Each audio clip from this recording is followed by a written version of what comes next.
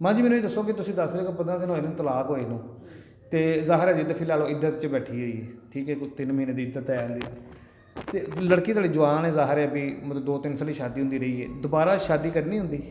हाँ बेटा, कोई अच्छा रिश्ता मिल गया तो अल्लाह खैर करे। रब किन मैं आज ना मरी तो कल मरी, मेरी बेटी का कौन है? कोई भी नहीं। अल्लाह सहारा है, अल्लाह का सिर्फ सहारा है कि मेरा है, मेरे बच्चों को कोई भी नहीं सहारा। अस्सलाम वालेकुम नाज़रीन, मैं हूं आपके मेज़बान अहमद गौर, आप देख रहे हैं पीसफुल पाकिस्तान। नाज़रीन, मेरे साथ इस वक्त एक माँ जी मौजूद हैं जिनकी सारी ज़िंदगी मतलब दुखों मुसीबतों में और लोगों के घरों में काम करके बर्तन मांजते हुए गुजर गई।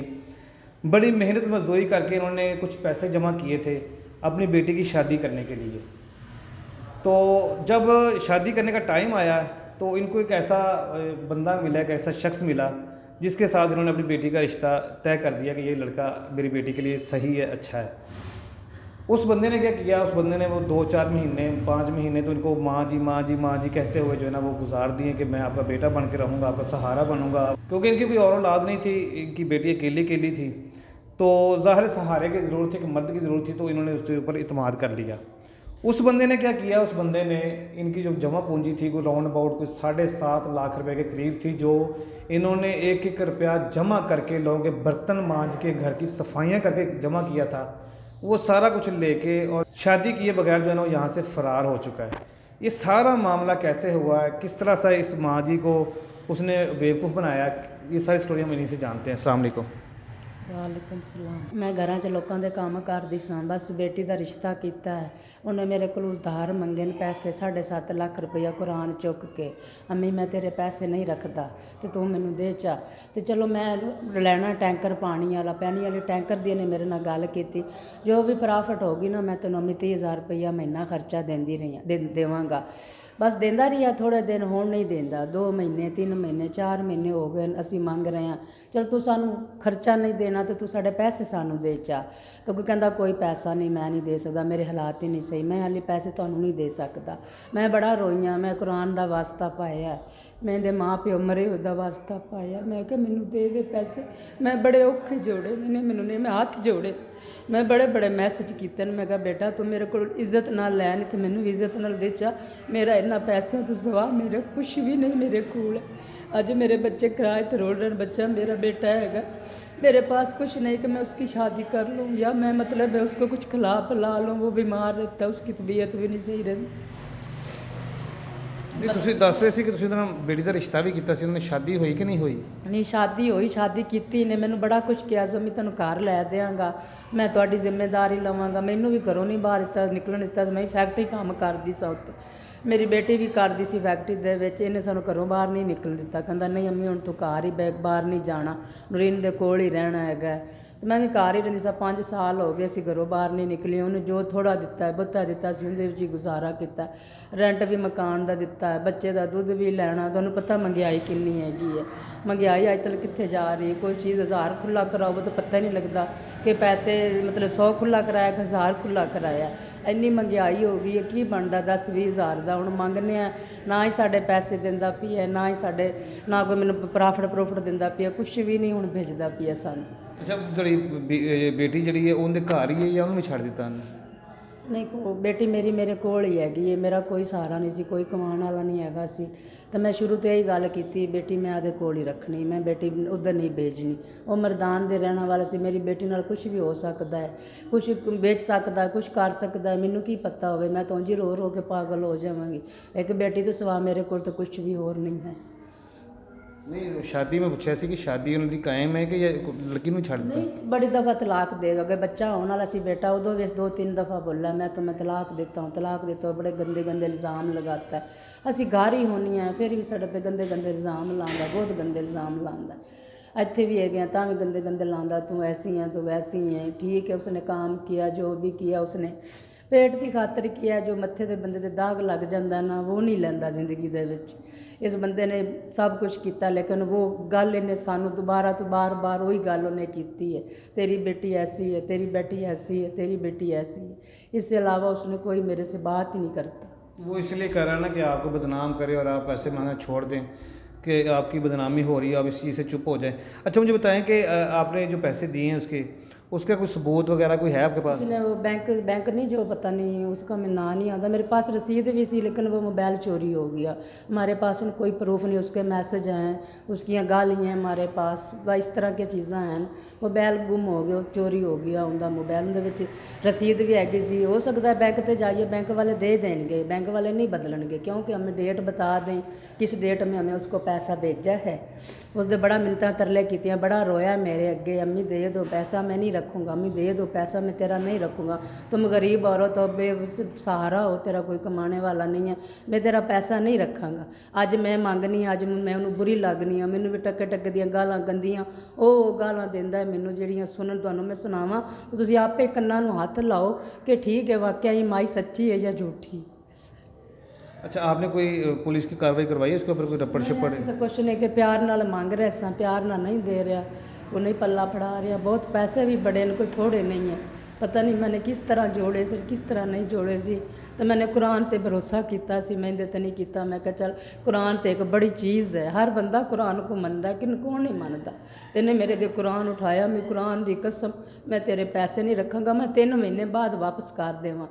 अज 2 साल हो गए सानू मंगदियां, अज असी मंगने, सानू गालां देंदा, बहुत गंदियां गंदियां गालां देंदा। ज़रा कि मैं अपनी बेटी के नाल चली जाऊँ, मेरे तो बड़े गंदे गंदे इल्ज़ाम लाता है, तो बंदियां के पास इसको ले जाती है। नाज़रीन, आप आइडिया करें, बूढ़ी माँ है बेचारी, ठीक है, घरों में काम करके किस तरह से उसने पैसे इकट्ठे किए होंगे, किस तरह से मतलब स्ट्रगल की होगी, आप इसका आइडिया लगा सकते हैं। अच्छा, मुझे ये बताएं, लास्ट में मुझे आपकी बात की पहले समझ नहीं आई कि जो आपकी बेटी है वो, उसकी अभी शादी है उसके साथ, ये तलाक दे दी उसने, क्या उसने होगा? अभी दी है, 10-15 दिन हो गए ना, उसने 3 दफ़ा बोल चुका है कि मैं आपको तलाक देता हूँ, इधर आए हैं इस काम असी क्या चलो कितने फैक्ट्रियां फूकटियां काम कर लाँगे, तू भी खर्चा नहीं देना, असी खाना तो है, घर तो चलाना ही है ना, चलो मैं भी कितने चली जावांगी, बेटी नूं नाल लैके जावांगी, असी काम कर लाँगे। हुण निक्का जिहा बच्चा है, एक बंदा तो साडा घर रहना ही रहना बच्चे दे पा, हुण बच्चे नूं लैके जाइए फैक्ट्रियां 'च काम तो नहीं ना सानू कोई करन देंदा, कोई भी नहीं करन दे, कोई भी बच्चा रो रहा जाओ अपना घर जाओ। तो हुण बच्चे की खातर एक बंदे ने तो सानू घर, चाहे मैं रवां चाहे मेरी बेटी रवे, मेरी तो इतनी इज शुगर की मरीज़ आ, बीबी इतना लो होंदा है कि दवाई इतनी नहीं है कि मैं दवाई दुध ना लै लवां, पानी नाल दवाई लैनी है, मुँह च खून आन लग पैंदा, सारी रात परेशान, सारी रात जो इन्हें पैसे लाए मैं सारी रात दिन रात रोनी। इस बंदे नूं भी मैं रो रो के मैसेज किए न, पुत्तर तू ईमानदारी ना मेरे पैसे मैनू बेच, ते ना रख मेरे पैसे मैनू बेच, मेरे को कुछ भी नहीं, मैं पैसे तो लाओ। यानी कि हम ये कह सकते हैं कि ना पैसे रहे तो ना बेटी की शादी रही। नाज़रीन, आप आइडिया करें कि जैसे मैंने पहले कहा है कि किस तरह से इस माँ ने मेहनत मजदूरी करके पैसे इकट्ठे किए, और वो सारे पैसे जो है ना वो बंदा, देखें शादी भी उसने की है, कि शादी क्या की है उसने, शादी भी उसने की है, 3 साल 2 साल उसको रखा है इसकी बेटी को। ख़र्चा जो देता था उसको 20,000 15,000 महीने का ख़र्चा देता था।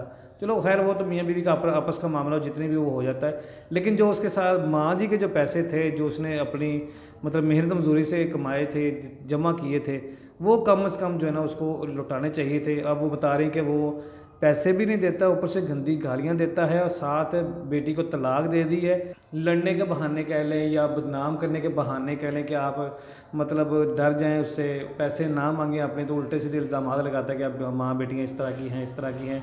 आपको पता है कि जब बंदे के पास किसी ने, जो फ्रॉडी लोग होते हैं ना, जिन्होंने कुछ देना नहीं होता, तो वो इस तरह के हरबे इस्तेमाल करते हैं इन जैसी शरीफ लोगों के साथ, क्योंकि उनको पता है ये शरीफ लोग हैं, इनको अपनी इज़्ज़त का बड़ा डर होता है, अपना बड़ा मतलब ख्याल होता है कि यार मेरे दरवाजे पे कोई इस तरह का मामला ना हो, मेरे घर पे कोई इस तरह की लड़ाई झगड़ा ना हो, मेरे माशरे में एक इज़्ज़त है, बदनामी ना हो जाए, तो इस चीज़ का वो फ़ायदा उठा रहा है। माँ जी, मैं आपसे सिर्फ यही कहूँगा कि जो आप बता रहे हैं कि मेरे पास सबूत वगैरह हैं उसके, जो मतलब व्हाट्सएप पे मैसेजेस हैं आपके, और सारा कुछ मामला है, और बैंक से रसीद भी मिल जाएगी आपको, आप पुलिस कार्रवाई करें, ठीक है, लाजमी हम आपके साथ हैं, हम आपका पूरा साथ देंगे, आपके पैसे रिकवर हो जाएंगे, आपके पैसे वापस मिल जाएंगे। शादी जो थी वो तो ज़ाहिर है वो मियाँ बीवी का आपस का मामला होता है, वो तो बने तो ठीक है, नहीं बने तो वो लैदगी हो जाती, शादी तो दोबारा वो उसके साथ नहीं हो सकती, ना वो जा सकती दोबारा, क्योंकि उनकी आपस में बनी नहीं होगी, या उसने आपकी बेटी को इस्तेमाल किया, किसी भी तरीके से कह सकते हैं। माँ जी, मैंने ये दसो कि तुम 10 रहे हो 15 दिन होए तलाक होए नूं, तो ज़ाहिर है जी तो फिलहाल इद्दत च बैठी हुई है, ठीक है, कुछ 3 महीने की इद्दत है, ਤੇ ਲੜਕੀ ਤੁਹਾਡੀ ਜਵਾਨ ਹੈ ਜ਼ਾਹਰ ਹੈ ਵੀ ਮਤਲਬ 2-3 ਸਾਲ ਦੀ ਸ਼ਾਦੀ ਹੁੰਦੀ ਰਹੀ ਹੈ, ਦੁਬਾਰਾ ਸ਼ਾਦੀ ਕਰਨੀ ਹੁੰਦੀ? हाँ बेटा, कोई अच्छा रिश्ता मिल गया तो अल्लाह खैर करे। रब किंद मैं अज ना मरी तो कल मरी, मेरी बेटी का कौन है? कोई भी नहीं। अल्लाह सहारा है, अल्लाह का सिर्फ सहारा है कि मेरा है, मेरे बच्चों को कोई भी नहीं सहारा। असल में मैं ये चाह रहा था कि इनकी बेटी के साथ भी थोड़ी सी बात करूं, लेकिन चूंकि वो इद्दत में है तो उनसे बात नहीं हो सकती। तो वो आपने सुन ली है। अगर कोई अच्छा इंसान इनकी बेटी का सहारा बन सके तो वो भी आप इनसे रब्ता कर सकते हैं। लेकिन पहले आपसे गुजारिश है कि इनको तंग ना कीजिएगा, जैसे मैं हर वीडियो में हम बोलते हैं, आपको तंग ना कीजिएगा, परेशान हाल हैं, ठीक है। और इनकी पहले मदद कीजिएगा। शादी जो है वो बात की बात है, पहले इनको ज़रूरत है, मतलब अभी ज़ाहिर है खर्चा पानी कोई नहीं, घर पे खाने के लिए कुछ भी नहीं है इनके पास, तो थोड़ी सी हेल्प करें, ठीक है। उसके बाद फिर शादी की बात भी आप इनसे कर सकते हैं। अगर कोई मुखैर हज़रात, कोई दोस्त, कोई भाई जो इनकी मदद करना चाहे तो लाजमी करें, क्योंकि बेटी भी ज़ाहिर है अभी घर पे बैठी है, मतलब ख़र्चा उसके पास भी कोई नहीं है, तलाक हो गई है, माँ जी बूढ़ी हैं, वो काम कर नहीं सकती हैं, बेटी के पास छोटा सा बेटा है, वो उसको लेके जाके भी काम नहीं कर सकती हैं। तो जितना ज़्यादा हो सके अब इनकी हेल्प करें ताकि ये अपने घर के मामला थोड़े से चला सकें। फिर जब ये मतलब जॉब करना शुरू कर देंगे या कोई इनका कोई सिस्टम बन जाएगा, कोई सहारा बन जाएगा, तो फिर मतलब अल्लाह पाक कोई ना कोई और रास्ता निकाल देगा इनके लिए। लास्ट में जज जो हमारे कानून नाफिज वाले करने वाले इदारे हैं, उनसे मैं रिक्वेस्ट करूँगा कि ये माँ जी बड़ी मासूम है, बड़ी सीधी सादी से, इनको पता ही नहीं है कि कार्रवाई हमने किस तरह से करनी है, क्या मामला करने हैं। तो यहाँ पे घर पे बैठे बस फ़ोन के ऊपर ही उनके साथ जो है ना बातचीत और लड़ाई झगड़ा और वो जो कुछ भी मामला है वो करती रहती हैं। तो आप इनसे कॉन्टेक्ट करके लाजमी इनकी जो रिकवरी है वो लाजमी करवाएं। बहुत ही मासूम सी माँ है, बड़ी शरीफ औरत है, लेकिन इनकी मेहनत की कमाई है। सबसे बड़ी बात यह है कि इनकी मेहनत की कमाई है, तो प्लीज़ लाजमी रिकवर करवाएं किसी भी तरीके से। आपके लिए जो है ना वो इतनी बड़ी रकम नहीं हो सकती, लेकिन ऐसे लोगों की जो है ना वो सारी जमा पूंजी की कमाई है, इनकी ज़िंदगी बन सकती है। इसी के साथ अपने मेज़बान अहमद को इजाज़त दीजिए। अल्लाह हाफ़िज़।